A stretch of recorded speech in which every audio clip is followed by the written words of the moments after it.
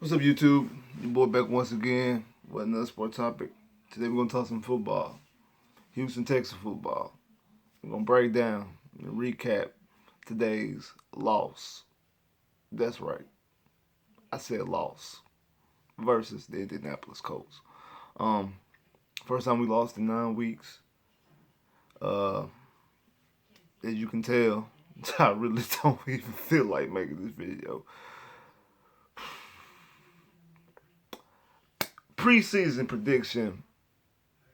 I said that we would split against everybody in the division. Jacksonville, the Titans. The Titans went exactly how I said that we lose at Tennessee and then beat them in Houston. Exactly how it happened. I said that we would lose at Jacksonville and then win home. That's remained to be seen because we beat them in Jacksonville. Man, see if we split, we might even sweep them. Who knows? But Indy, the Colts, I said that we was gonna sweep them. I felt that we was gonna sweep them. Now, part of it is the reason because I felt that Luck wasn't gonna play to Luck. And for the most part, at the beginning of this year, he wasn't. The first time we played them was actually the first time that Luck really caught on fire this season. And then went on fire all the way up until last week when they had that goose egg of a game. Like I said, they took the cheese and lost to Jacksonville, didn't even score any points. Now, like I told you in my last video, if you can enjoy 9 game winning streaks, don't be a fan. But also don't be overconfident. Don't take the cheese. That's Bill O'Brien's words, not mine. And I don't think that that was the case. I don't think that the Texans overlooked the Colts, were too hyper against the Colts, or anything like that. I just think that two problems that we stated were the problems before the season came in reared their ugly head today. That's pass protection with the offensive line, and that's the secondary, most importantly, the corners. I think that we've been very pleased with the way that Matthews played, especially the way Justin Reeves played. And Andre Howe coming back from cancer got another pick again today. But the corners, we paid money to Colvin.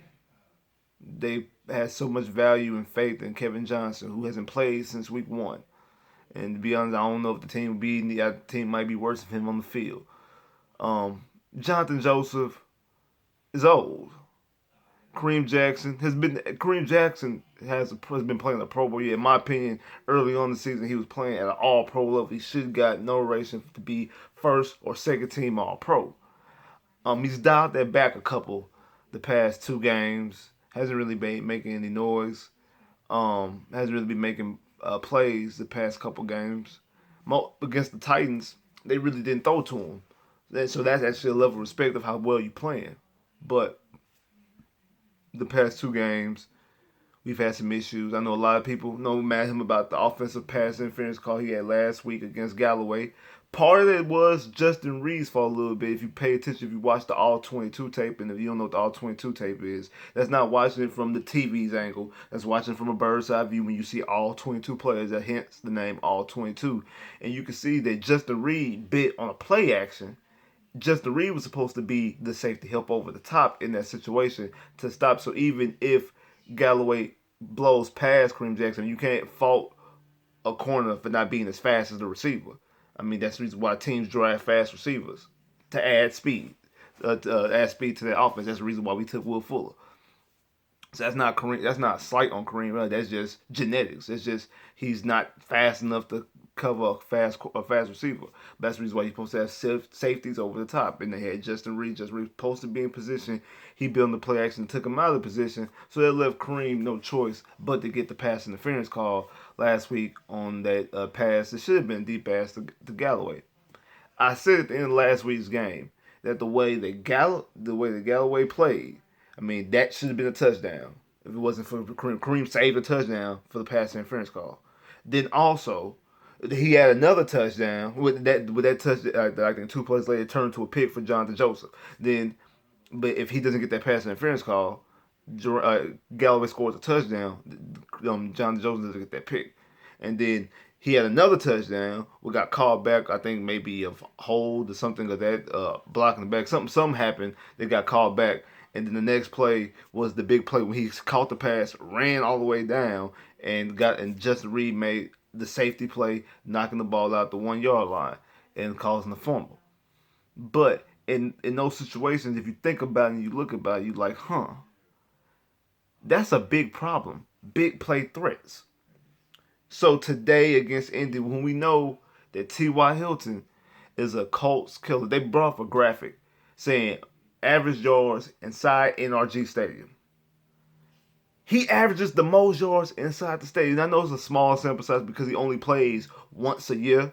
Number two was Andre Johnson. So of course Andre Johnson average actually is going to be lower because he's played majority of his career. He played 8 games a year in Houston for 12 years, and then a year he played once in Houston as a Colt, and then played another year in Houston as a Titan. So like he's played more games, so you would think, oh, he had more chance opportunities. It also means he's gonna have some games we didn't get the ball thrown to him much. It was a run heavy game he might got hurt in, whatever the case may be, to drop his average down. Game he didn't get targeted, and so average gets dropped. But he was number two, I think, with like 89. I'm about to say Tawa. I don't know why. I'm about to say Tyreek Hill, but T.Y. Hilton averaged 122 yards inside NRG Stadium coming into today. Guess we finished with today. 199 yards. He's an absolute Texan killer. But outside that, go look at his stats. If you don't believe me, go look at his stats playing anybody else. The other 14 games of the year. He doesn't do that much. And Colt fans know that outside of playing against the Texans, not saying that he's average, but he's just a regular receiver. He's not this big. But for some reason, when he plays against this logo and these jerseys, he goes off. We have a hard time. He's a bad matchup for us. Luck has 399 yards, 2 touchdowns, 1 pick. It was just secondary cornerback, most specifically, what I said was going to hurt the team in the play. And that's some reason why some analysts, to their credit, I know I kind of bashed on them a little bit last video, last couple of videos, by not giving the Texans respect for winning 9 games. But to some of their credit, this is one of the reasons why you would pick the Chiefs, you would pick the Patriots, the Steelers over the Texans, because of the secondary. And these guys able to make big plays downfield with Tyreek Hill, with Antonio Brown, and Juju. Now that the Patriots got Flash, they got these outside guys who can get loose against the secondary and make plays against the secondary. To give them a little small, slight piece of credit. Just give them a little piece of credit to that. They understand that. And I've been saying this all off season long. I said that our main problem is going to be the secondary, but it's not going to be noticed and picked up because if you look at our roster, if you look at our schedule, we don't play any big threat offenses. You played the Patriots without Julian Edelman. The first game of the year, you already know the Patriots always start off slow the first couple weeks. Okay, you had Odell Beckham against the Giants, but Eli Manning is on the downside of his career. Outside of that, you really didn't face another big play offense till you thought the Eagles and Carson Wentz. The Colts I took out because you did not know at that time before the season started what type of Andrew Luck you was going to get. You did not know. Well, no one knew. No, if you said that you knew, outside you, somebody like me saying that he wasn't going to play, he's going to come back with a noodle arm. Nobody knew that Luck was going to be playing to this caliber he's playing all year. No one really knew that definitively. Now that we've seen what's been going on this season, we understand that he's playing at the level he was playing back in 2014, back in 2013. We understand that, we get that he's being protected now, all those things. So that makes this more problematic for the secondary, for this team. And I said the problem would be not in the regular season, but the problem would be in the playoffs. And I warn you Texan fans, I warn Texan Nation, don't get fooled. I know I have plenty of comments on my videos telling me that, hey, secondary looking good today. Don't get fooled by playing these mediocre offenses that you've been playing. You played Dink and Dak. You played Osweiler. You played Case Keenum. You played Blaine Gabbert. You played Blake Bortles. You've been playing these Alex Smith slash Colt McCoy. You've been playing these mediocre ass quarterbacks. Don't get fooled in thinking that the secondary. And when I mean secondary, I'm not talking about the safeties. I have plenty of faith in Reed. I have plenty of faith in Hal coming back. I have plenty of faith in Honey Badger. I have plenty of faith in Kareem playing the safety position. I'm talking about the cornerbacks. I'm talking about Jonathan Joseph, 24, 24, 24. I'm talking about the cornerbacks. We picked up Rice off the streets, and part of this is our own doing. We let AJ walk. I know Texas fans won't talk about AJ getting big face and disrespected by Derrick Henry. That's a 250-pound running back running downhill. Enough said. I don't care who you are. Put Bouye on this defense right now. You've had the pass rush. And they've been protecting Luck through this whole little 5-game winning streak that they have up until last week. They've been protecting Luck pretty good. They had like 4 or 5 games. Luck, no sack, no pressures. We put pressure on Luck slightly. JJ got home. JJ got sacked. I know Covington got sacked. We even got a pick. We put and that pick was due to by the pressure. So we hurried Luck. We put pressure on him. But our secondary, like I say, I'm talking about the corners specifically, is the weak point of the defense. We can stop the run. I told y'all that coming into the season that this would be a top 5 run stop defense. I wouldn't be surprised if it's number 1. I don't know exactly what the run defense is statistically. I know it's a top 10 run defense. I know we're one of the top run defenses. If you look at the big name players that we played, we shut them down. We held Zeke to under 50 yards rushing. We held, I think AP might have had a good game. I know he had a touchdown against us, but I don't think AP had a good game. At that time, he was in top 5 in rushing when we played against the Redskins. We held Chubb, and when Chubb got to start getting the start, Chubb was rolling. We held Chubb. Derrick Henry just went for 230-some yards. Did Derrick Henry do anything against the Texans on Monday night? I don't think so.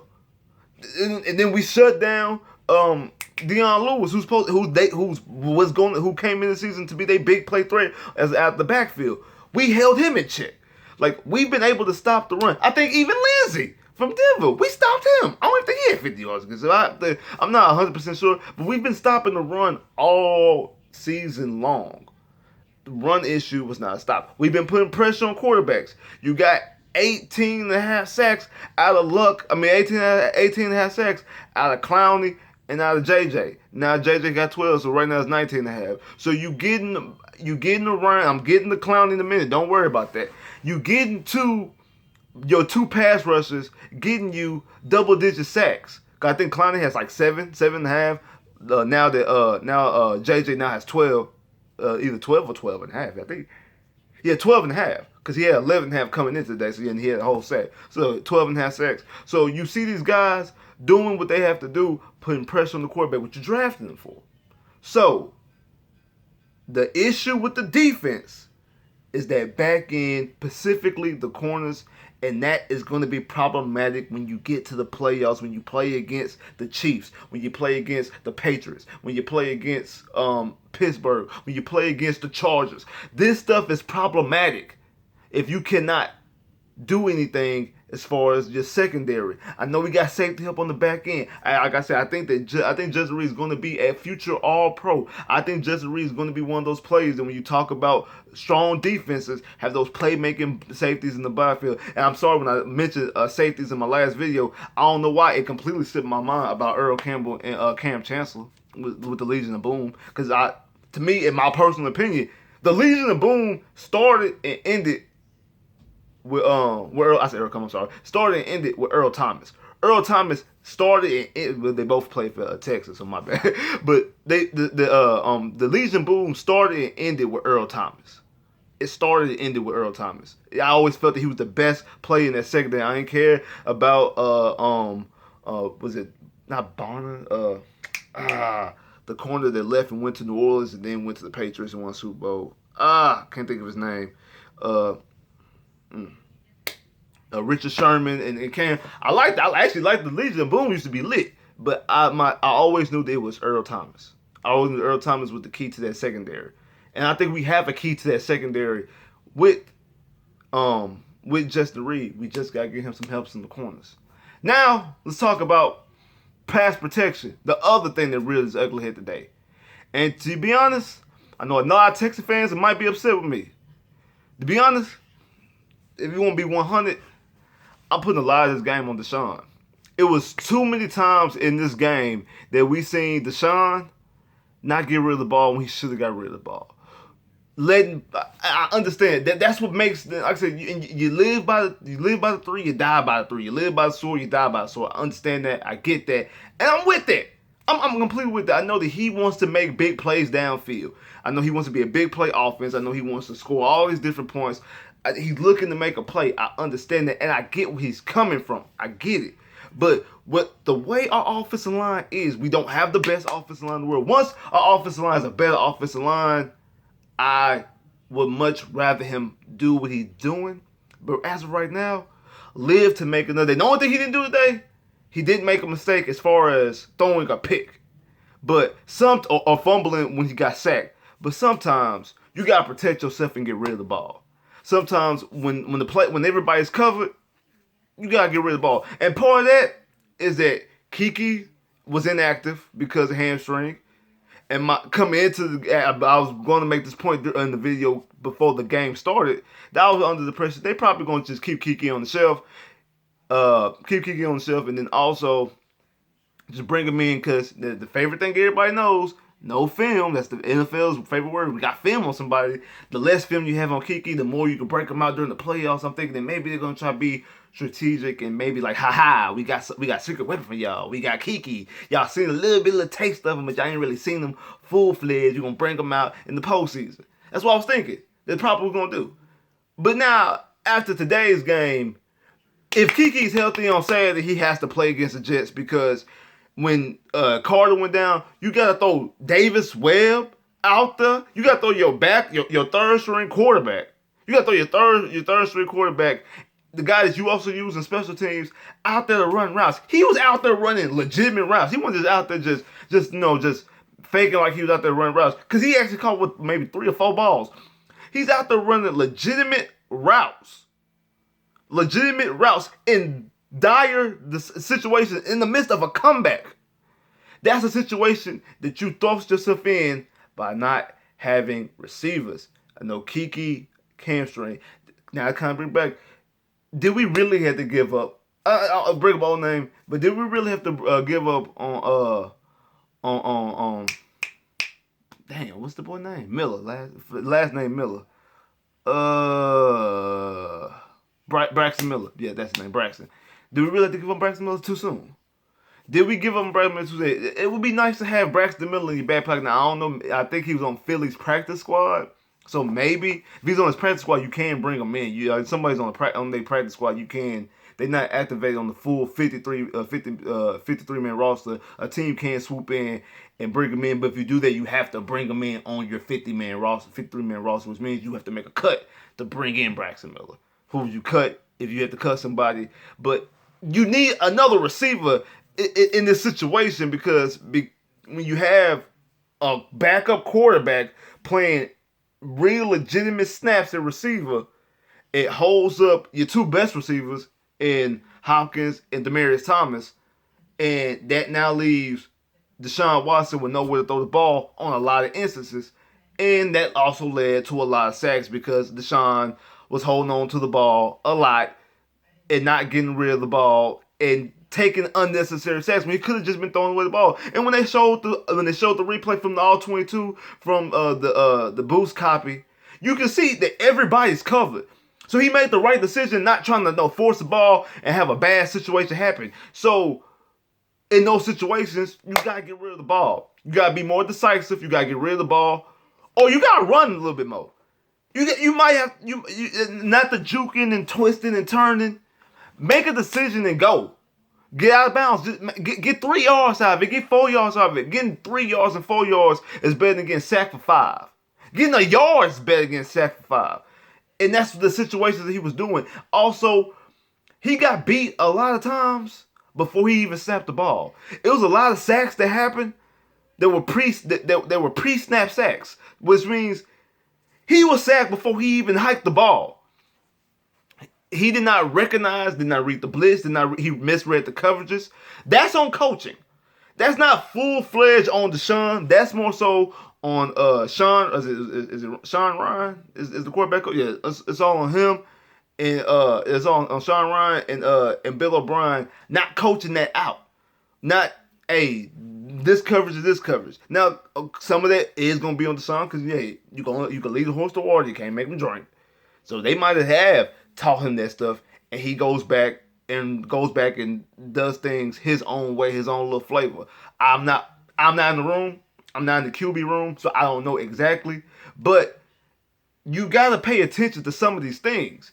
And you fouled up a golden opportunity because with the loss today, with today's loss, you basically gave up home field advantage. You gave up your opportunity of home field advantage, which was very, very, very, very possible. I know last week I said it was an unlikely chance, but today, but coming into today, it was highly likely because I didn't look at Kansas City's schedule that strongly. The Baltimore game, they did end up winning, but they barely won and won in overtime. They got the Chargers on Thursday, and then they go to Seattle 2 weeks on Sunday night. We all know how tough it is to play in Seattle at night on a primetime night game. So the Chiefs still might lose 2 games, but now you definitely need the Chargers to win that division. And then you had the Patriots, which I told everybody. I told y'all. I thought they would lose to Minnesota. Told people at work, if the Patriots beat Minnesota, they're gonna lose to the Dolphins. They lost to the Dolphins. That's another reason why I'm even more pissed off. Because the people that we needed to lose, they fucking lost. But we are in the same situation because we couldn't do what we had to do. We couldn't handle our own business. We had a gold opportunity. We should be the number 2 seed right now. Still have a chance because the Patriots still have to play Pittsburgh at Pittsburgh. They still have to play Pittsburgh at Pittsburgh. But then again, you don't want Pittsburgh to get too many wins because if you and Pittsburgh have the same amount of wins, Pittsburgh gonna have one less loss because they're tied. So you don't want Pittsburgh to get too many wins, but you do need Pittsburgh to beat the Patriots. But that's cool because I don't know if Pittsburgh plays today. They might play. Is it Cincinnati they play today? No, it's not Cincinnati. I forgot who they played today, but I know they play the Saints after they play the Patriots at New Orleans. So more than likely they'll lose that game anyway. So, but you need them to beat the Patriots. You have to win out now. Now you have to go into Philly and beat Philly. Now you have to beat the Jets, which I think they'll bounce back and beat the Jets. One of the things I said about this week, I said if the Texans do lose to the Colts, I think we'll win out because I think that'll piss us off even more. And we have to win. You gave up opportunity. You gave up opportunity to win the division. I know a lot of people said, "Hey, we won't win the division. We need the Titans to lose, or we need the Titans to lose one more game to get the division."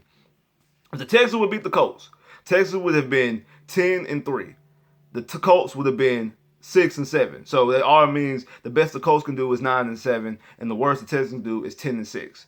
So that all means that has a better record. So then the Titans are as of right now they're 7-6. If the Titans win out, the best that they'll do is 10-6. So the Texans and the Titans both will be 10-6 in that scenario. Okay, so the first tiebreaker is always head-to-head. Head-to-head, Texans are split. Texans and Titans are split. They both got 1-1. Bam. Okay, the next tiebreaker is the division. In that scenario, the Texans will be 4-2. The Titans will be 4-2 in the division. So that's split. The third tiebreaker is AFC wins. Is an AFC record, your conference record. The Texans have that tiebreaker because the Texans in that scenario, the Texans I think would be 8-4, and the Titans would be 6-6 because the Titans will have lost all their losses would have came from AFC opponents, and the Texans will have lost two games to the NFC. And the Titans will have been undefeated in the NFC, and that actually will hurt the Titans in that situation. So that's how the Texans will have won the division. I know a lot of people weren't talking about it. The NFL wasn't talking about it. They wouldn't say clinch the division, but I even did it on the NFL prediction machine, Just like after people was commenting, I went and double checked myself just to make sure. I went on the NFL prediction machine and I was right. I made the Texans. I did it the exact same way. The Texans win, but lose out. Titans win out. Both of them 10-6. The Texans won the division because of that tiebreaker. The tiebreaker would have been that we had a better conference record, and our conference record would be 8-6. I mean 8-4, and they conference record would have been 6-6. That was the tiebreaker. Just to let people know, so people like, hey, we won the one division. Yes, we would have. I know a lot of people weren't talking about it, but trust me, I did the research. The Texans were one division, but that's neither here nor there because they didn't do what they were supposed to do. They didn't come away with the victory today. Now, it's about to be very, very crucial. This point is very, very crucial. You got punched in the mouth. Your win streak started with the Colts. It ended with the Colts. Now, we knew the win streak was going to end. We all knew that the win streak was going to end eventually. We was hoping it was going to end, start next year. That means they would have won out and won the Super Bowl. We was hoping that's when the win streak was going to end. But that's, that's neither here nor there. Now, we have to regroup and refocus. We have to, even though we took this getting punched in the mouth, what can we do to gain our confidence back? We got to go out there and win games. We have to correct the mistakes. We have to correct what we've done wrong. We don't have to worry about our secondary against the Jets too much. Against Jacksonville, of course. Philly, who knows? But now Philly's in a desperate situation because Philly's about to play Dallas today. And if Philly beats Dallas, Philly and the Cowboys have the same record. And that NFC East race is a lot more stronger and a lot more tough. And the Cowboys have to play the Colts next week. So it's about to get real tough and real thick these next couple of weeks.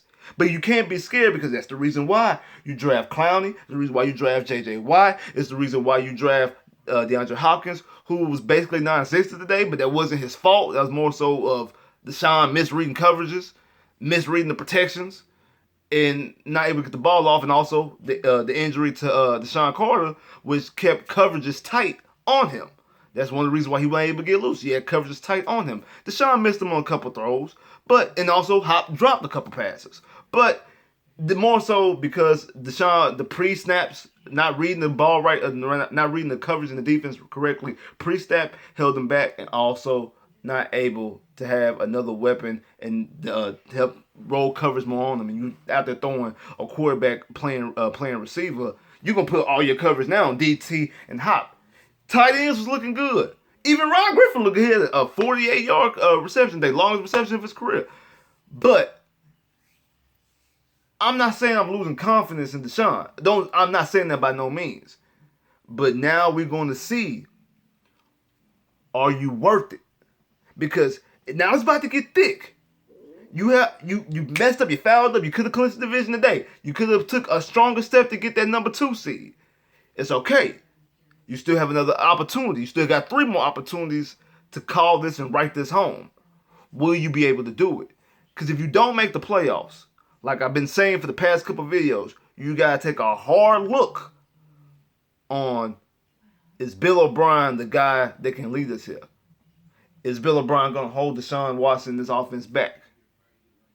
Deshaun, can you lead us? I have full-fledged confidence that you can. I seen you do it at Clemson. I seen you do it in games here. I have full-fledged confidence that Deshaun can. You just have to do it. I know his offensive line is struggling, but I know what he's doing. He wants to make big plays downfield, but you got to take your time. Like, share, subscribe if you haven't. Comment below if you haven't. Click that bell, get more videos. I holla.